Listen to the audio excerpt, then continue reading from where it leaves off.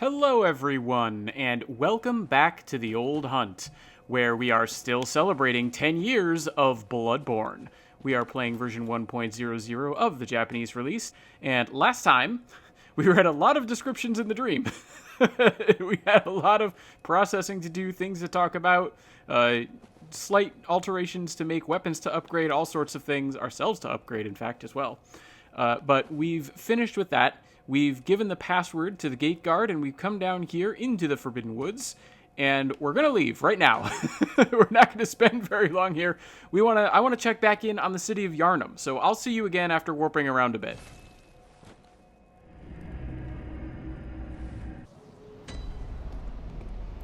Okay, so here we are, back in good old Central Yharnam, and it's been a while, right? We've gotten, the day has progressed to night. We're no longer looking at the glorious sunset. We instead have a full moon on the, I was going to say horizon, but it's sort of above the horizon, isn't it? We can look down and see it. I think that's the Great Bridge. I've said it before and I'll say it again. I'm bad at video game geography. But it's pretty cool that we can see sort of this, I was going to call it golden, but I guess it's just sort of the natural stonework just reflected in some different lighting over there on that building. And yeah, pretty cool. Different look for the city. And we'll notice there's a different sound to the city as well. Oh, a hunter of beasts, are you? Glory be, you know not the value you possess. But more's the pity. The hours of the night are many, and the beasts more than I can count. A veritable hunt unending. Not even death offers solace, and the blood imbibes you. A most frightful fate. Oh my. But I'm willing to do you a kindness. Step lightly round to the right of the Grand Cathedral and seek an ancient, shrouded church. The gift of the godhead will grant you strength. Yes, I'm unquestionably certain.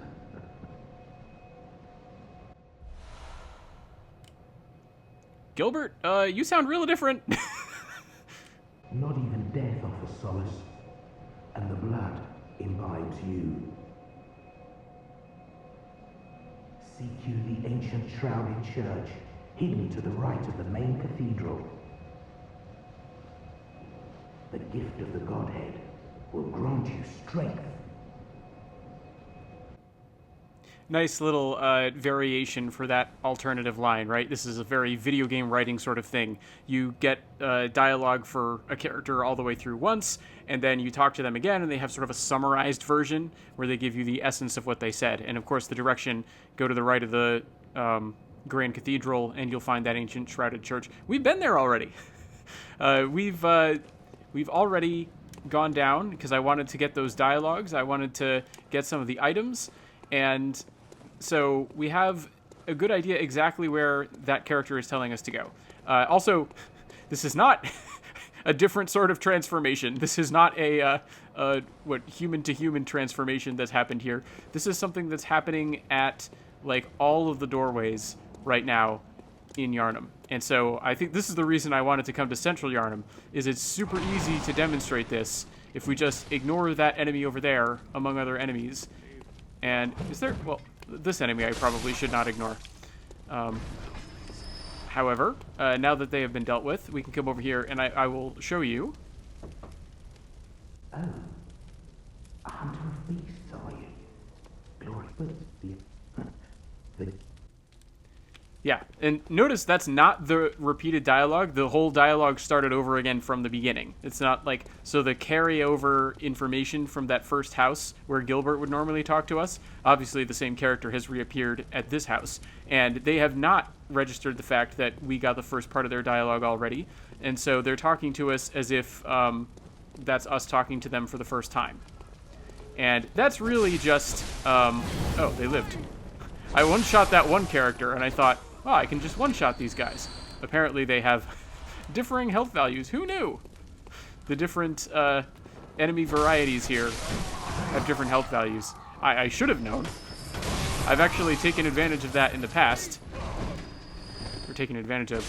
Had that kill me in the past. But, oh well. This works. Ooh. I like getting a Molotov cocktail. But, yeah. This is, as I was saying, a great place to demonstrate the way that they dealt with the fact that the developers really did not want you to miss this information.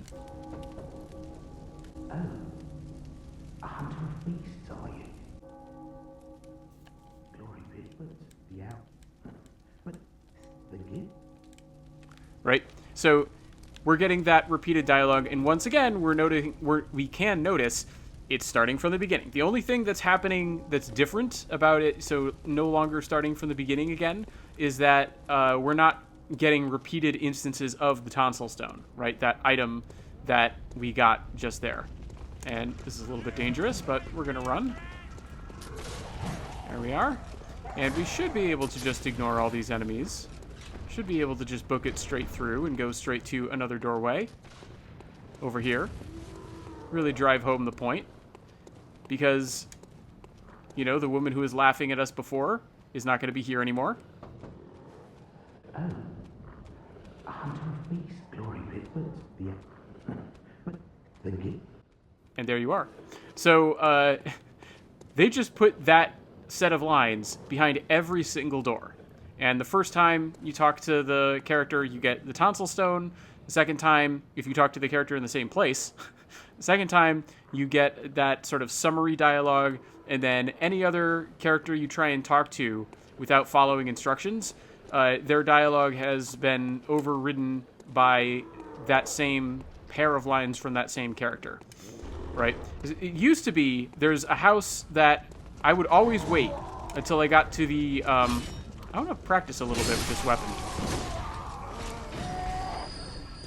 Boy, the big sword here is very effective. I mean, to be fair, these enemies, I am way past the point in the game where these enemies are like a true threat. So, look at that wide swing. I can see why this would have been popular. Wide swing, one direction, and then the other, right? So if you miss one wide swing, you get another. That's really nice for crowd control. And it's got a good sort of differentiated range of speed, right? Because obviously, if I use it in small sword form, it's going fast, right? And I put it in big sword form, there's a noticeable delay when you compare those two attacks. Do I get a third? Ooh, okay, so we switch on the third swing, right? I was talking about the crowd control of the two wide swings. The third swing, provided you have enough stamina, which I just barely do, it swings down for a more solo attack. So if someone survives, you do 1, 2, and then the person survives. Uh-oh, well, I wasn't, or rather, I was too slow. I wasn't fast enough. But in case, you know, you whittle down the mob to one particularly strong enemy, and maybe you can just sort of center them in your attack. I don't know. Interesting. Again, I can see the appeal of this particular weapon. It's pretty cool. But anyway, I was saying how we're sort of given those instructions. Oh, right, I remember why I was coming back this way, because it's fastest to warp. It's fastest just to warp to the Cathedral Ward. So I'm just going to head back to a lantern. But, uh-oh. Hello, Gunner. But I figure, you know, we got this nice tip that if we go to the right of the Grand Cathedral, we'll find an ancient shrouded church. What happens if I R2 this? Oh, it's more of a thrust. Okay. Alright, interesting. Okay, get a little healing going on here. Oh, again, I like getting those Molotov cocktails. because I'm good with them, as I have been boosting my arcane. Speaking of which, Molotov cocktails. It wouldn't hurt to have them back on my hotbar here, now that they're a possibility, although I will leave the pebbles as the things that I have selected. But we need to go and follow that advice, right? We got told to go seek the ancient shrouded church, so I figure, hey, let's go seek the ancient shrouded church. And maybe after we warp back around into the city, or I guess I'd be warping into the Grand Cathedral is probably the closest place for me to warp. We'll take a look at that item and see why maybe this particular visit will be slightly different than our last.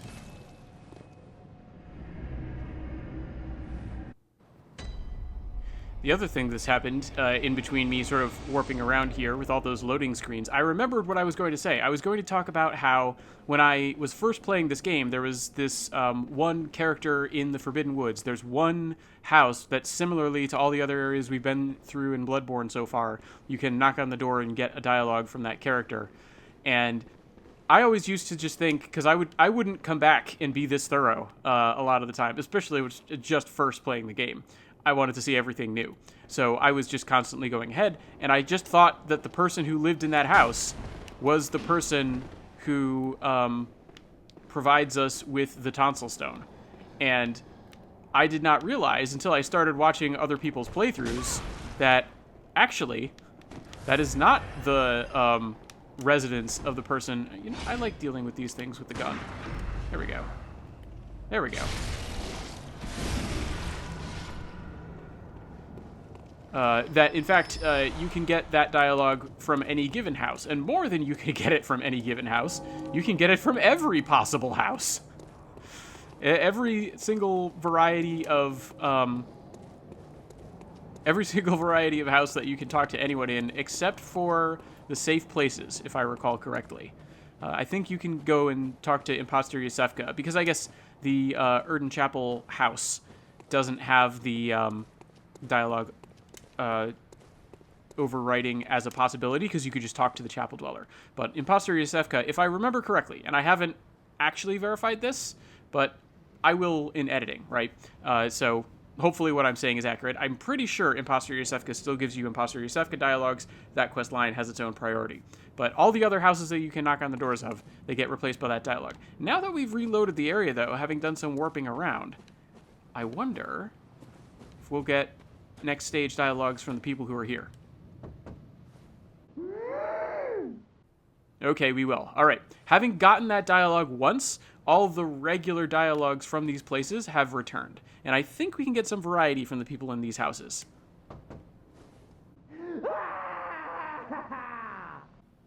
Yeah, noticeably different sort of scream there. All right, that's that first one again. I don't know how many versions each one of these has. Let's try at this other house.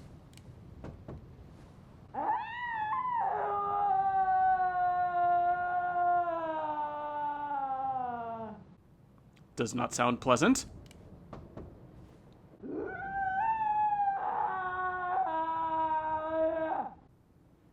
Slightly different, but very similar. It's these people who are asking to be blessed with blood. The chanting has stopped and the screaming has started. I don't think this is part of their ceremony. Right? I think this is another indication that, again, this is a particularly bad night of the hunt.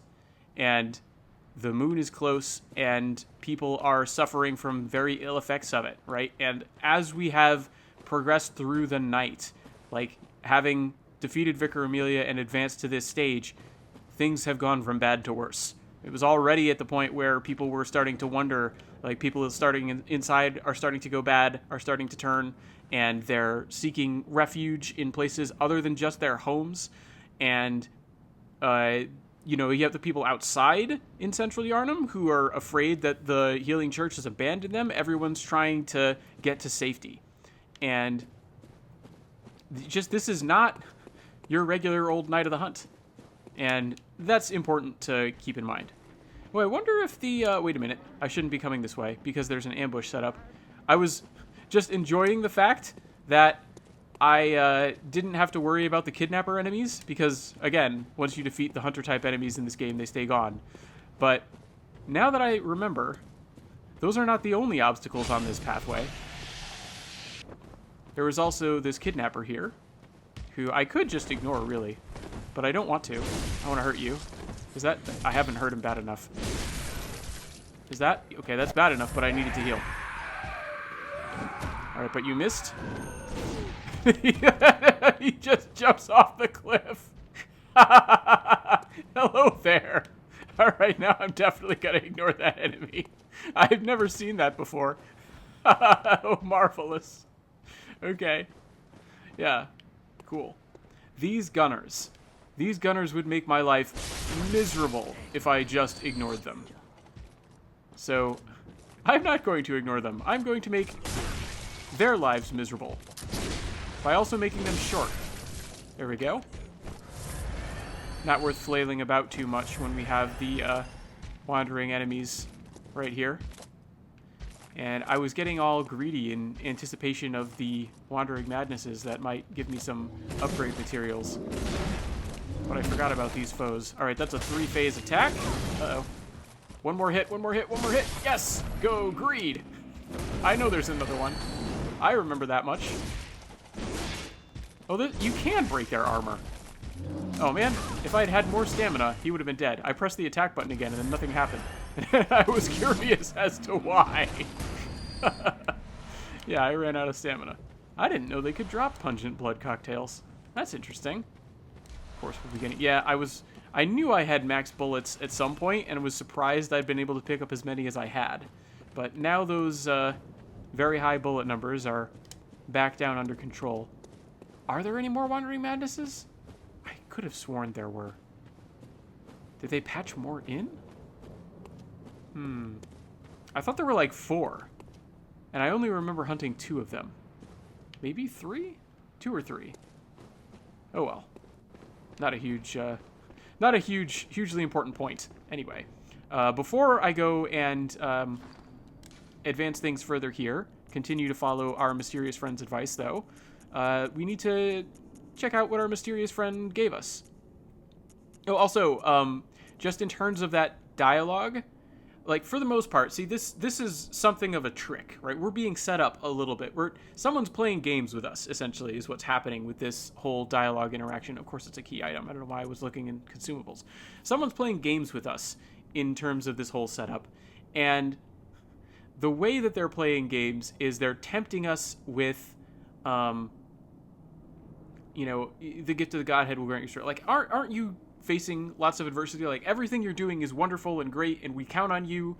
And it's been a long time since I was looking at that, repeating dialogue. So this is all quickly summarized. And wouldn't it be great if you could power up somehow? Well, the gift of the godhead will grant you strength, right? That's how they sort of tempt us into this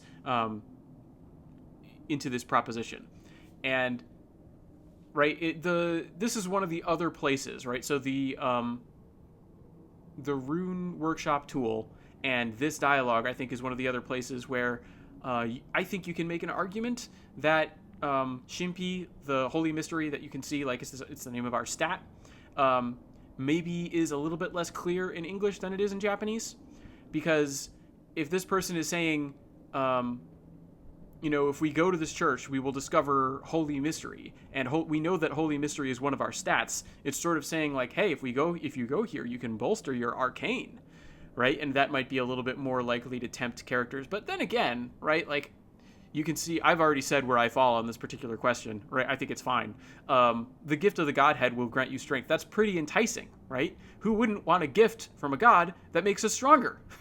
And I think that's totally in the spirit. And this one I don't think really falls in that same line of the others. It's not quite as serious as some of the lore interpretations that people want to put on connections to the Rune Workshop tool, because it's obviously a scam, right? So even within the idea that, right, maybe I think some people make that arcane should be arcane at all times just to get across the unity of the concept in the Japanese language. There's gradations even there, right? Because this is a trap, and you have to allow for the context in the game that it's a trap. I think the contextual argument goes a lot further, but I don't want to rehash that too much. All right. And this is the point where Gameplay Matt invented a discrepancy in languages that doesn't really exist. The thing about this item name you see is that it has an obscure connection with various things in the world of medicine and also in the world of Bloodborne. For some reason, I had it in my head that these connections were pretty obvious in Japanese, but as you'll hear at a later point in the episode, upon reflection, I don't think that's true. So rather than give you incorrect information and then make you wait before correcting it, I figured I would just edit in what's actually going on right now. What you need to know is that in the world of medicine, the Japanese name for this item is a term that's occasionally used to refer to a buildup of calcification around the tonsils. In English, this is called either a tonsillolith or a tonsil stone. That's why in the official translation, this item is called the tonsil stone. However, if you dig a bit more into things in both languages, you can find out that there's more going on. In Japanese, it's possible to discover that in addition to referring to the tonsils, the term hento also means almond. Meanwhile, in English, you can do some research to find out that the tonsils were once referred to as amygdales, based on the Greek word amygdale, because they have an almond-like shape. So, in a sense, this item can be understood as both the tonsil stone and the almond stone.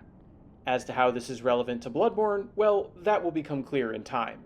What I think is cool, though, is how in both languages, this item name is made to seem almost nonsensical, but when you look further into it, you can see an underlying logic that ties it to other aspects of the game. It's another way that Bloodborne is able to effectively create a mysterious world that rewards the exploration of the unknown.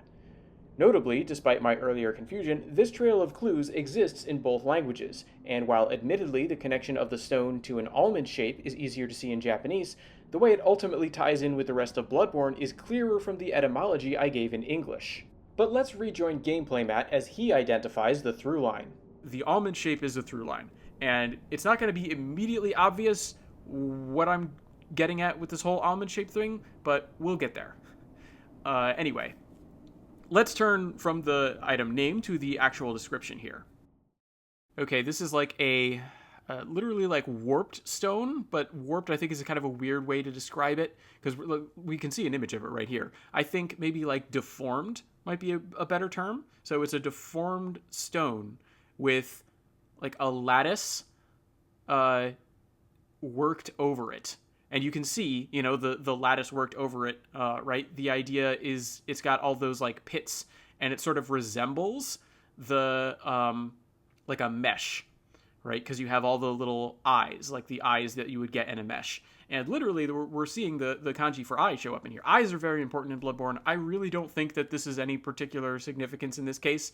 I think it's just, the way that Japanese talks about mesh, and it's talking about sort of the lattice work network that runs over the surface of this weirdly shaped stone. So that's the first, like, half of the first line, basically, the first sentence there. And moving on. Okay, maybe this is some sort of asteroid, some sort of meteor. That's there's a lot of speculation happening here. Aruiwa indicates a possibility. Sometimes it's translated as or, but it's a little bit broader than the English word or is. It's indicating a possibility. And then daro, I've talked about before, that's speculative. And then it ends with the sort of verbal question mark of Japanese, which is ka. So maybe this is some sort of asteroid, meteor, right? Very speculative statement there. Now we're moving on to the second line. So it appears to be meaningless. However, it has a strange gravity, a strange pull, and this cannot be let go of, right? Literally, like tebanase, right? Like is like you release something from your hand, if you want to be very literal. So you can't get rid of it because it's got this strange pull. And then we're starting on the third line, and it sort of includes, you can see the Japanese indent. Once again, we're getting a quotation mark, and it's quoting the dialogue that we got that's so strange, right? So the third line before we get the quote is, that strange man said, and then we get the quote, right? To the right of the Grand Cathedral, visit the hidden old church. That is arcane and will surely become power on the hunt, presumably on your hunt, right? So, again, right, I sort of talked about this when I didn't have it. If I'd known they were just going to quote it right here, I could have waited for that conversation until now, but whatever. The point stands, right? It's the play on the idea that there's this arcane stuff happening, and it will somehow be of use to us. It will grant us strength on our hunt. The gift of the godhead will grant you strength. And really, like, it's sort of that particular set of dialogues I think is really interesting because the Japanese is vague in ways where sometimes the English isn't, and the English is vague in ways in some ways where the Japanese isn't. And like the whole point of that set of lines, like I said, is something of a deception, right? Someone's manipulating the truth and trying to get us to do something for, I guess, their own amusement. And like I said, they're sort of playing a game with us. And given that through line, I think the choices that have been made in the translation are really effective. So we're going to see what this sort of a potentially meaningless stone does. You remember how when I came here before, I showed off that something weird happens if we approach the door? Well, now something even weirder is going to happen as we approach the door.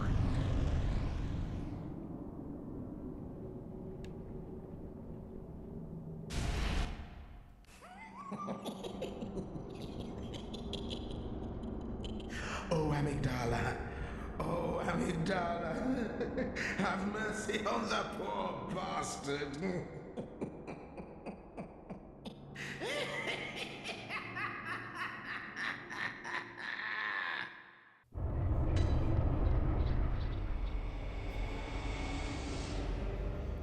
Right, that was weird. We sort of get picked up by this invisible creature, and it's being called amygdala. And you remember how I said the tonsil stone, you could call that the amygdalalith? Well, the stranger calls out to amygdala. And I do have to amend what I was saying before, because I was saying before that the Japanese is a little bit more consistent. It's not really, right? It is if you know ancient medical terminology, but that's the same in the English. If you know that the tonsil stone is an amygdalalith, then you know that the hentoseki goes with amendozu, right?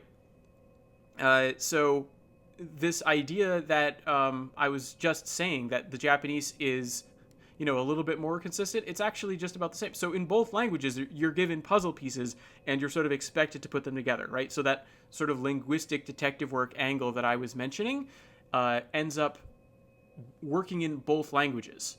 So yeah, again, even more impressive, I think, the way that they handled this. I wonder if I was on this project, I'd be having some conversations, or trying to anyway. You don't always get contact with other translators, but if I was part of a team and I was working, I'd be like, what do we do about this? I think the solution they landed on was great. Because once again, right, one of the themes of this game is exploring the unknown. And giving the player little mysteries and things to solve is totally in line with that. Also, speaking of mysteries and things to solve, right? There's the weird nature of that thing that grabbed us, right? And it's a cool way of sending us to this place, right? We're just sort of whisked away by this creature in a way that we don't really understand. We don't, again, Bloodborne does things that you don't have the full context for. We're coming up on the point in the game where we're starting to get the context. We're approaching the point where sort of all these mysteries have been established, and one by one, right? We got runes before we had the rune workshop tool. Now we have them both, right? We had blood gems before we got the blood gem workshop tool. Now we have them both. We have all this stuff that's vague about these rituals that are happening and this password and all that stuff, and now we're sort of on the line to uncover all those mysteries. We've put those things together, but we're not quite at the point. We're starting to get development of these mysteries. We're starting to get the context. The pieces are falling into place, but they're not quite there yet. And, arguably, some of the pieces will never, beautifully fit in a way that you can fully understand everything, and that's sort of the joy and madness of this game.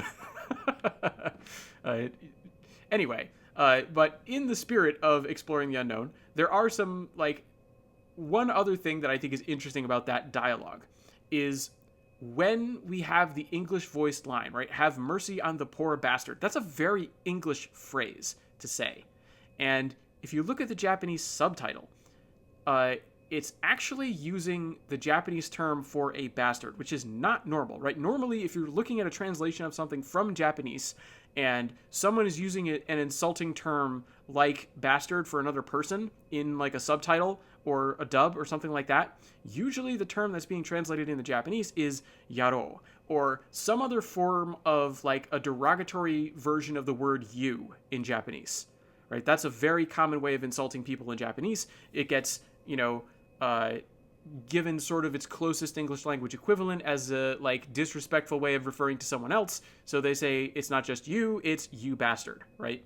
So Japanese has this way of not actually using the term for like the literal like translation would be like dropped child, right? Like they don't really refer to someone as, oh, you illegitimate child, right?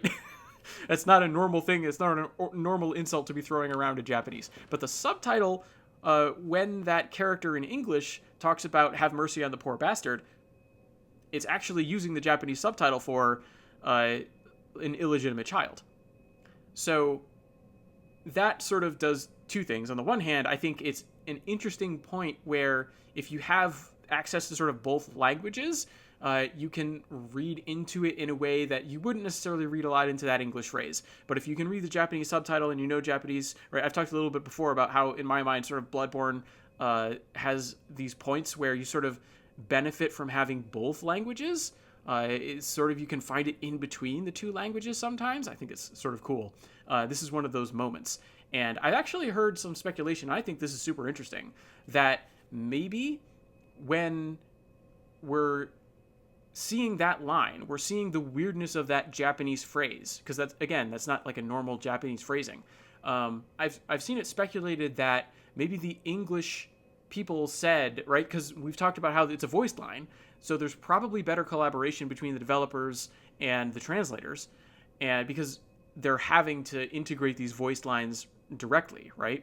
And so I've seen it speculated that maybe this was sort of a suggestion from the translation team. Maybe this is an instance of what they call transcreation, where the Japanese language team that's making the game gets together with people who are native English speakers, and they say, like, okay, what are some ways we can communicate these ideas? And the English speaker would be like, oh, right, this is sort of a fun play on words that we could throw in here, right? Have mercy on the poor bastard. And if you're playing it in English, that would sort of slip under your radar. If you're playing it in Japanese, you'd be like, that's a strange term for this character to be calling us by. We're not like an illegitimate child as far as, what if you picked the noble scion background? You're so proud of your lineage and this guy's insulting it. I don't think that was necessarily part of the plan, but I don't know, maybe. Anyway, I've heard it like suggested that either transcreation or maybe the English line was sort of arrived at first, and then the Japanese subtitle was put in after. I don't know. Again, I really don't know about the actual process of recording this game and what it was like, but that's an interesting bit of speculation to me, and I can sort of see it because of how weird it is to use that particular Japanese term. So anyway, I don't think that's super important, by the way, right? I don't think like a ton of lore hinges on this particular decision, but I do think it goes to show that there was probably, at the very least, a good amount of collaboration happening between the developers and the translators, right?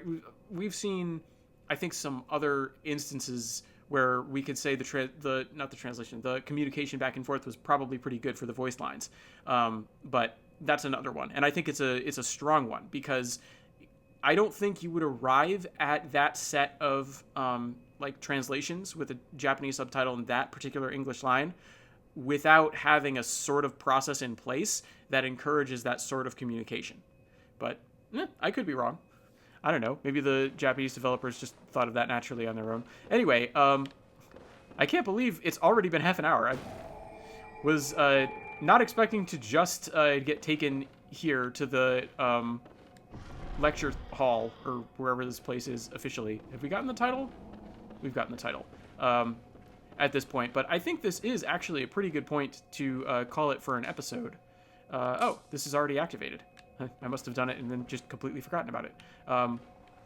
So I'm not actually sure which way I want to go right now, if I want to go through here or if I want to sort of make progress through the Forbidden Woods. And so, because it's been a decent length for an episode, I think I'm going to delay.